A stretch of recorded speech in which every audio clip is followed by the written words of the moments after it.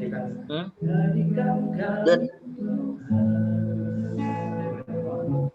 Kamu dengerin ya udah. Gak bisa, aku gak bisa menyaksikan kayak Panjul.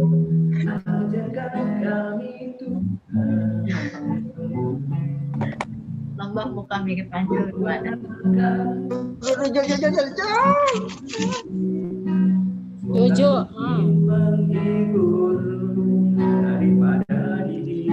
Jojo say dulu Jo.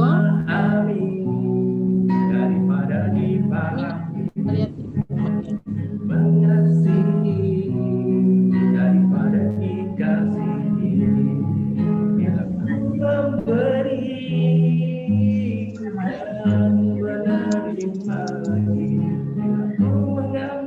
Oke.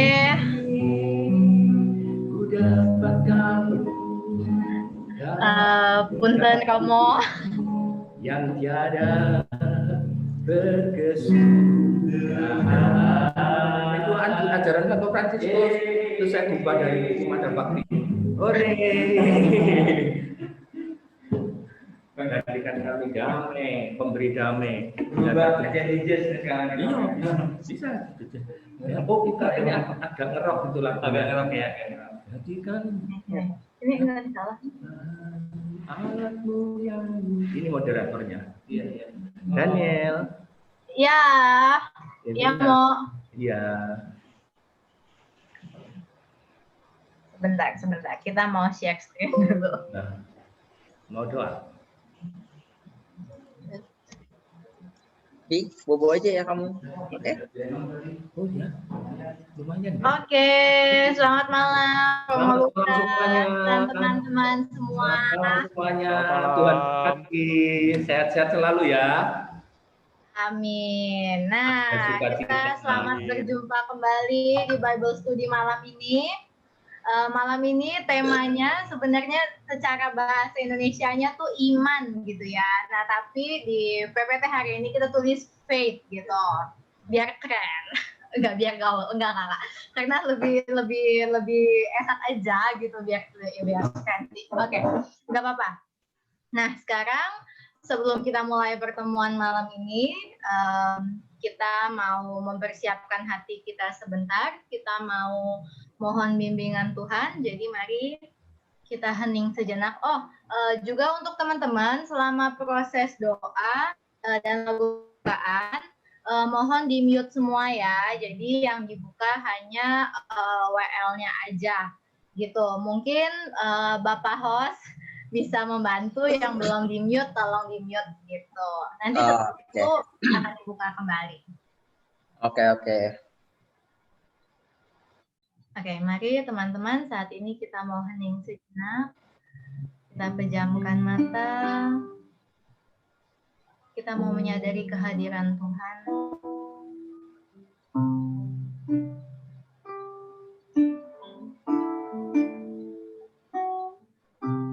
Kita awali pertemuan kita pada malam hari ini dengan tanda kemenangan Kristus dalam nama Bapa dan Amin.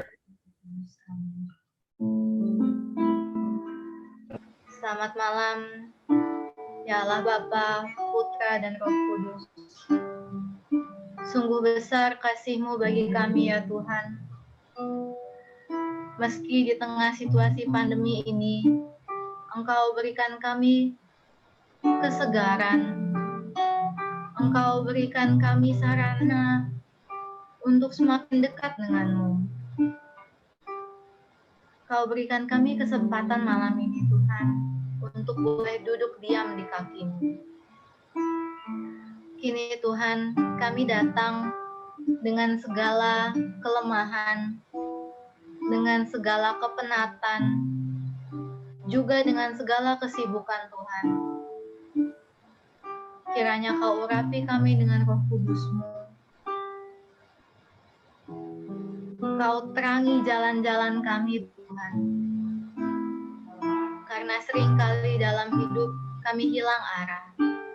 Tapi malam ini kami mau kembali. Sekiranya Tuhan urapi kami dengan Roh Kudus-Mu, agar malam hari ini kami sungguh boleh memiliki hati dan telinga seorang murid yang mau mendengarkan gurunya berbicara. Mari teman-teman, saat ini kita mau mengundang kehadiran Roh Kudus untuk menerangi hati kita.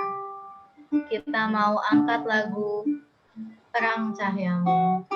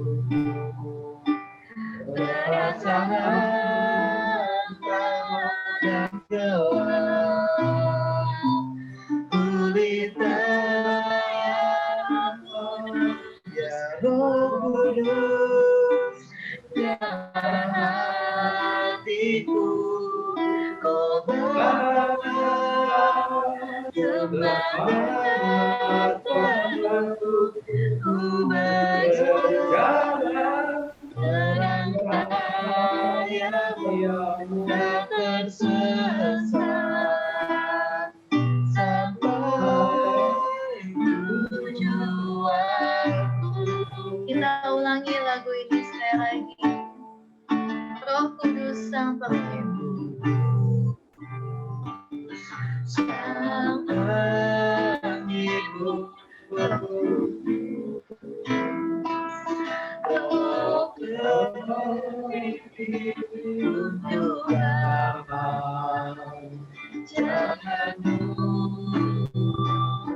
yang harus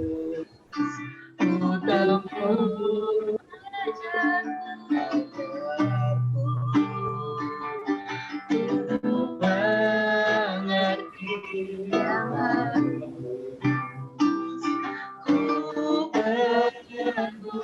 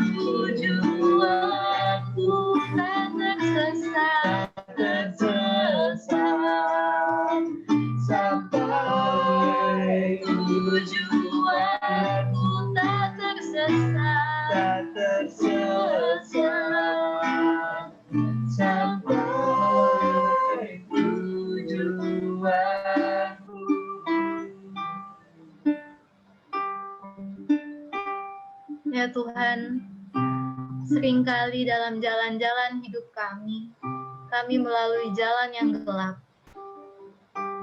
Seringkali Tuhan, di saat kami hilang arah, justru kami lupa. Kami lupa bahwa hanya dengan percaya kepadamu, terang itu kembali muncul. Hanya dengan percaya kepadamu Tuhan, harapan itu kembali bersinar. Malam ini Tuhan, sekiranya kami boleh kembali disegarkan, kami boleh kembali dikuatkan Tuhan, bahwa dalam setiap jalan hidup kami, Engkau membimbing kami, Roh Kudus-Mu ada serta kami Tuhan, sehingga kami tidak tersesat di dalam jalan hidup ini. Ya Tuhan, pada malam hari ini juga sekiranya Roh Kudus-Mu boleh tercurah melimpah Tuhan, atas Romo Lukas. Biarlah pada malam hari ini ia boleh menjadi perpanjangan lidahmu, sehingga firman yang keluar dari mulutnya, pengajaran yang keluar dari mulutnya malam hari ini Tuhan boleh menjadi bibit dalam hati kami, boleh tumbuh dan berbuah pada akhirnya, sehingga apa yang kami dapat malam hari ini bukan hanya untuk kami sendiri, tapi juga boleh kami tebarkan, kami bagikan kepada sesama kami di luar sana. Demi Kristus Tuhan dan pengantara kami, kini dan sepanjang masa. Amin. Amin. Dalam nama Bapa dan Putra Roh Kudus. Amin. Amin.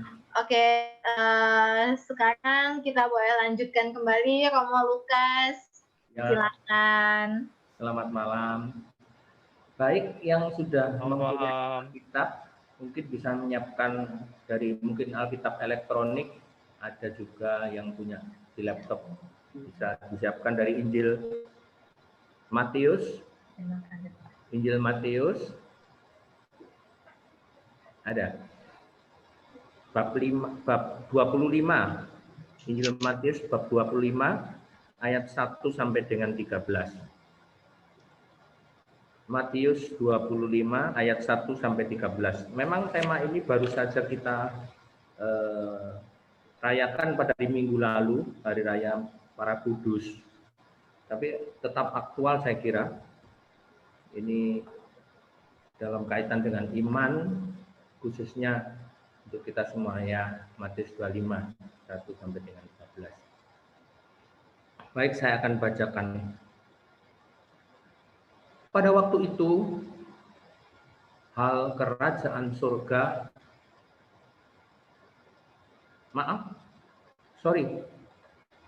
Matius 25 ayat 1 sampai 13.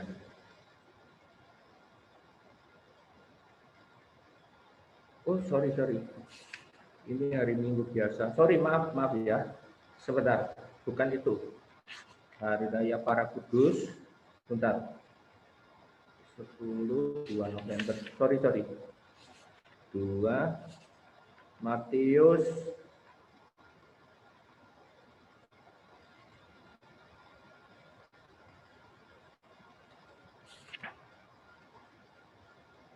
bentar ya. Matius 5, maaf bukan 25. Matius 5 ayat 1 sampai 12a. Matius 5, sorry bukan 25, tadi aku lihat yang 25 halaman. Matius 5 ayat 1 sampai dengan 12. Itu yang tadi kita baca untuk hari Minggu nanti. Ternyata saya sudah siapkan khotbah untuk Minggu nanti itu. Yang 25. Matius 5 ya. 1 sampai dengan 12. Oke. Baik, saya baca. Ketika Yesus melihat orang banyak itu, naiklah ia ke atas bukit, dan setelah ia duduk, datanglah murid-muridnya kepadanya. Maka Yesus pun mulai berbicara dan mengajar mereka, katanya, berbahagialah orang yang miskin di hadapan Allah, karena merekalah yang mempunyai kerajaan surga. Berbahagialah orang yang berduka cita, karena mereka akan dihibur. Berbahagialah orang yang lemah lembut, karena mereka akan memiliki bumi.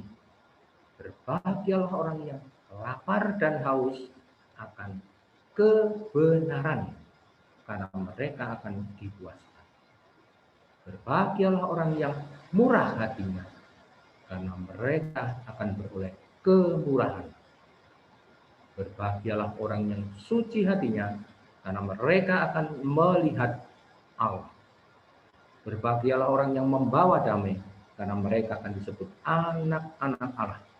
Berbahagialah orang yang dianiaya oleh sebab kebenaran, karena merekalah yang mempunyai kerajaan surga. Berbahagialah kamu jika karena aku kamu dicela dan dianiaya, dan kepadamu difitnahkan segala yang jahat. Bersukacita dan bergembira, karena upahmu besar di surga, sebab demikian juga telah dianiaya nabi-nabi sebelum kamu. Demikianlah Injil Tuhan. Terpujilah Kristus.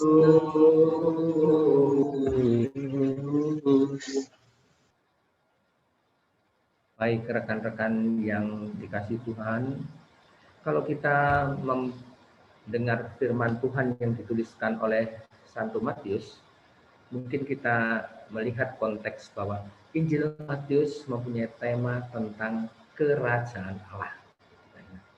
Jadi Santo Matius selalu di dalam Injilnya itu menggambarkan perumpamaan tentang kerajaan Allah, lalu bagaimana proses kerajaan Allah itu bertumbuh dan berkembang. Lalu dalam bab 5 pada khususnya ini, dia membahas tentang bagaimana kita bisa mencapai kerajaan Allah itu.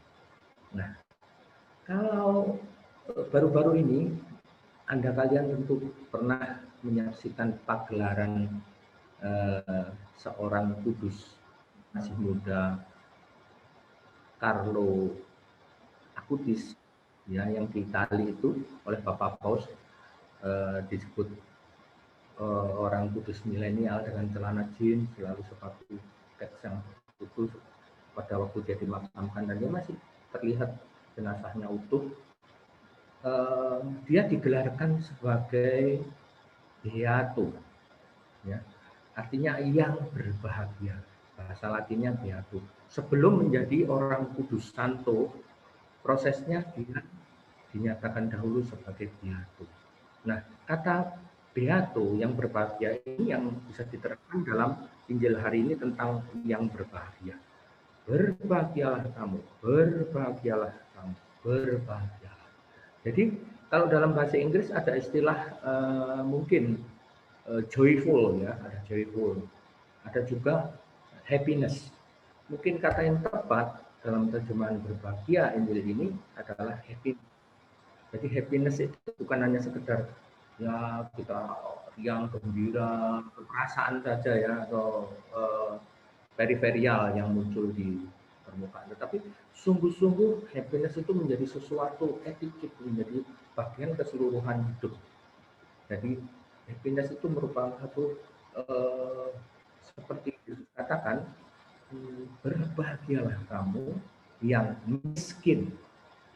Masih ingat dikatakan oleh Yesus, masih ada kelanjutannya, bukan berbahagia kamu orang yang miskin yang lontang-lantung nggak punya apa-apa saja, itu bukan itu, tetapi yang miskin di hadapan Allah. Itu artinya seperti Bunda Maria itu. Bunda Maria disebut miskin di hadapan Allah dalam bahasa Ibrani-nya anawim.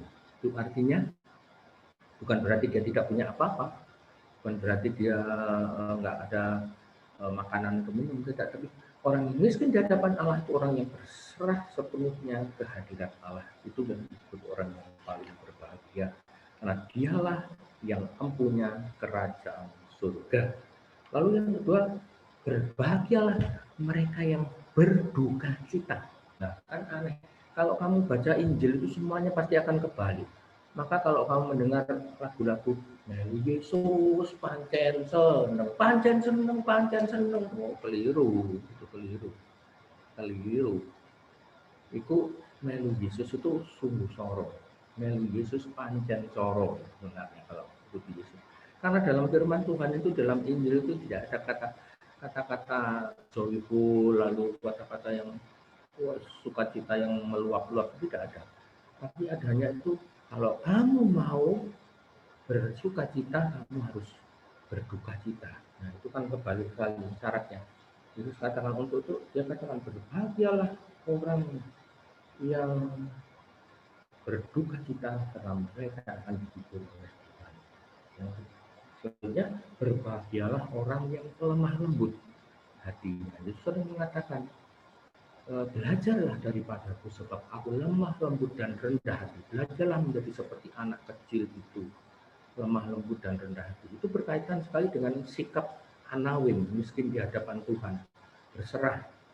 Rendah hati itu tidak mau merasa diri yang paling utama. Lalu Yesus di dalam Injil selalu mengatakan, barang siapa yang menjadi pertama, hendaklah dia yang terakhir. Lalu artinya kalau orang mau menjadi yang mulia di hadapan Tuhan, yang berbahagia, dia harus berani menjadi yang terakhir, menjadi pelayan. bagi sesama, lemah lembut, rendah hati. Dan belajar itu namanya belajar. Orang Latin mengatakan non scholae sed vitae discimus. Belajar itu bukan untuk institusi, bukan untuk sekolah, non scholae, tetapi sed vitae, untuk kehidupan. Maka kalau Yesus mengajar belajar itu lemah lembut itu seumur hidup, jatuh bangun ya nggak apa-apa, belajar. Dan kemudian selanjutnya dikatakan belajarlah, berbahagialah orang yang lapar dan haus akan kebenaran, karena mereka akan dipuaskan. Dalam bahasa Yunani kebenaran disebut aletheia. Nah, konteks ini sangat relevan sekali untuk masyarakat zaman ini, di mana saya sudah baca, dengar di media begitu banyak, apalagi menjelang kampanye Joe Biden dengan Trump ini, kabar-kabar tentang kebenaran itu sangat sumir, artinya sangat-sangat mengkhawatirkan sekali. Mana disebut kebenaran? Nanti akan terjadi dalam proses di mana saja di Indonesia, dimanapun kita bergaul. Maka dari itu, kenapa muncul istilah hoax, bukan hoax itu, hoax itu muncul itu karena ya inilah, kebenaran itu sungguh-sungguh menjadi masalah yang sangat krusial di tengah zaman saat ini. Dan kebenaran itu membutuhkan suatu ikhtiar bagi kita untuk berani lebih dalam, kritis, lalu kemudian kebenaran yang dikatakan oleh Yesus itu, kebenaran itu adalah Yesus sendiri sebenarnya. Ya. Kalau kita ingin mengikuti Yesus itu kita benar. Ya, apa yang dikatakan Yesus itu benar. Benar itu di hadapan Tuhan itu bukan berarti tidak buat ini atau tidak buat itu, tetapi melaksanakan apa yang dikatakan oleh Yesus itu kebenaran. Karena Yesus sendiri adalah sang kebenaran. Jadi, akulah jalan, kebenaran dan hidup. Barang siapa mengikuti aku, dia akan beroleh hidup kekal. Yesus mengatakan karena dia adalah kebenaran, maka kalau kita ikut dia, praktis ya kita selamat. Lalu berbahagialah orang yang murah hatinya, karena mereka akan beroleh kemurahan. Nah, zaman sekarang ini ya memang dibilang zaman egois ya, orang sudah banyak social distancing, macam-macam, semua pada pikirkan juga mungkin keselamatan masing-masing di tengah pandemi ini. Nah, di tengah-tengah tantangan zaman seperti ini, apakah masih ada kita harus social privacy juga, atau social distancingnya itu bukan sosial tapi sosial, artinya hati kita lalu menjadi terpilah dengan sesama, tidak boleh. Bapak Paus mengingatkan betapapun kita social distancing, tetapi kita tetap harus mempunyai empati dekat dengan saudara-saudara, khususnya mereka yang menderita, mereka yang membutuhkan uluran tangan kita. Maka orang yang murah hati itu yang mudah memberi. Santo Fransiskus mengatakan dengan memberi kita dapat menerima. Semakin banyak kita memberi, semakin banyak kita menerima. Karena di dalam juga surat kepada jemaat di Korintus dikatakan, barang siapa memberi dengan sukacita, Allah akan memberikan juga dengan sukacita berkat berlimpah tanpa mereka tahu bahwa saya sudah memberi Tuhan. Tapi apa yang Tuhan pikirkan? Dan bahkan seorang kudus mengatakan, Santo Paulus juga mengatakan, apa yang diperbuat Tuhan itu melebihi apa yang kita pikirkan dan kita doakan. Kita tak mengira. Yang kita beri cuma sedikit, tetapi Tuhan membalasnya dengan begitu banyak berkat. Itulah. Yang murah hati, mereka akan beroleh kemurahan. Lalu orang yang suci hatinya, karena mereka akan melihat Allah. Orang yang suci hatinya itu orang yang ya seperti hadiratnya selalu berpikir tentang rencana Tuhan apa dalam hidupku, bukan rencanaku, bukan rancanganku, bukan pikiranku. Oke lah saya punya pikiran, oke lah saya punya cita-cita, oke lah saya punya harapan seperti ini, seperti itu. Tetapi ketika kita kembali lagi kepada siapa diri kita sendiri yang diciptakan oleh Tuhan seturut gambarannya, kita lalu mengakui bahwa memang kita harus selalu melakukan pengakuan. Dengan demikian kita pun juga menjadi anak-anak atau sarana pribadi-pribadi menyalur rahmat Tuhan ke orang lain. Lalu juga yang membawa damai. Berbahagialah orang yang membawa damai. Di zaman sekarang ini, kalau kamu mau melihat budaya damai sudah susah dicari di tengah masyarakat. Kalau kita lihat di jalan saja, begitu tidak sabarnya manusia melihat lampu traffic light atau untuk antri saja urut saja ya, bersabar membiarkan saudaranya yang lain lewat dulu. Itu sudah dan klakson itu di mana-mana sudah nggak sabaran itu. Untung sekarang masih ada PSBB. Dulu waktu kita rasakan belum ada PSBB itu, wah begitu semerawutnya. Jakarta itu adalah gambaran, lalu lintas adalah gambaran kehidupan kita. Betapa demo kekerasan itu melambangkan budaya kekerasan, di mana damai shalom itu sudah nggak laku. Yang laku itu pokoknya yang penting aku itu maksudku, tujuanku harus tercapai dengan cara yang aku mau kita kekerasan. Nah inilah tantangan bagi kita juga. Lalu berbahagialah orang yang dianiaya karena kebenaran, mereka lah yang punya kerajaan surga. Memang benar. Kalau mau mengikuti Kristus itu soro. Saya sudah banyak mendapat cerita teman-teman saya yang kakak kelas saya yang dulu bekas menteri SDM Yonan, Ignatius Yonan, pernah menjadi menteri dulu itu yang sukses, menteri perhubungan. Yonan juga mengalami begitu banyak kesulitan dalam hidupnya, tantangan dan bahkan juga intrik-intrik, ancaman dan menyangkut nyawa juga kehidupannya. Seperti kita tahu sendiri itu yang gubernur kita Ahok itu kalau dia bicara, memang orangnya bilang orang Jawa itu kosro ya, cara bicara, tapi dia berbicara tentang kebenaran dan risiko bagi orang-orang yang berbicara tentang kebenaran pasti dia akan mengalami aniaya. Kita kenal almarhum Uskup Oscar Romero di Amerika Latin, ketika dia berkhotbah berapi-api tentang damai dan keadilan, tembak berondong langsung oleh orang yang tidak suka. Pada waktu misa itu juga jawab. Tapi itu banyak contoh orang yang berbicara tentang kebenaran, dia akan menghadapi juga kesulitan. Dianiaya karena kebenaran, karena mereka lah yang punya kerajaan. Justru mereka itulah pewaris kerajaan itu. Lalu berbahagialah kamu yang dicela dan dianiaya, kepadamu difitnah dan segala yang jahat. Nah ini kan sudah nggak asing lagi dalam dunia kehidupan kita, apalagi di dunia maya yang namanya berita gosip, fitnah itu, kabar menyesatkan itu sudah hilir mudik di tengah sarana kita yang kita pegang itu. Kadang-kadang saya juga sangat takut kalau ada sharing-sharing yang sangat sensitif tentang apa-apa yang betul hati-hati sekali untuk mau membagikan ke orang lain, kecuali yang lucu-lucu lah.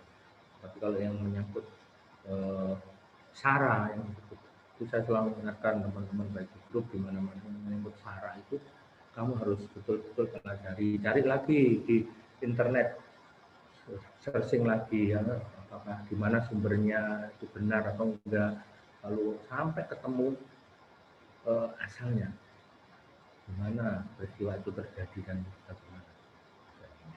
Nah, rekan-rekan yang dikasih Tuhan, saya kira firman Tuhan tentang kerajaan Allah itu sungguh sangat luas, menyangkut iman.